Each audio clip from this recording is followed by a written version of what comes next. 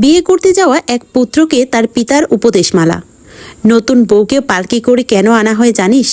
তাকে তো গরুর গাড়িতেও আনা যেত, তা না করে পালকিতে আনা হয়, কারণ সে কত সম্মানিত তা বোঝানোর জন্য। পালকি থেকে নামানোর পর এই সম্মান কমানো যাবে না, সারা জীবন পালকির সম্মানেই তাকে রাখতে হবে।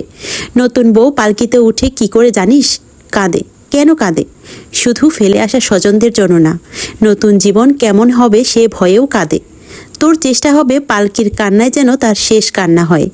এরপর আর মাত্র দুটো উপলক্ষে সে কাঁদবে। একটি হলো মা হওয়ার আনন্দে, আরেকবার কাঁদবে তুই চলে যাওয়ার পর। মাঝখানে যত শোক আসবে তুই তার চোখের পানি মুছে দিবি। স্ত্রী সবচেয়ে বেশি কষ্ট পায় স্বামীর বদ ব্যবহারে।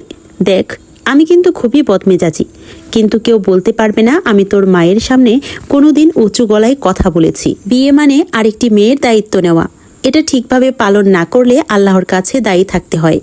আরেকটি কথা, সব মেয়ের রান্নার হাত ভালো নয়, কিন্তু সবাই রান্না ভালো করার সর্বোচ্চ চেষ্টা করে।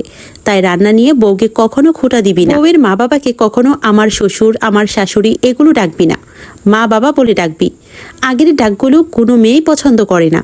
তুই ওগুলো ডাকলে বউ আমাদের ওই ডাকেই ডাকবে। তুই ওনাদের সম্মান না করলে সে আমাদের সম্মান করবে না, এটাই নিয়ম।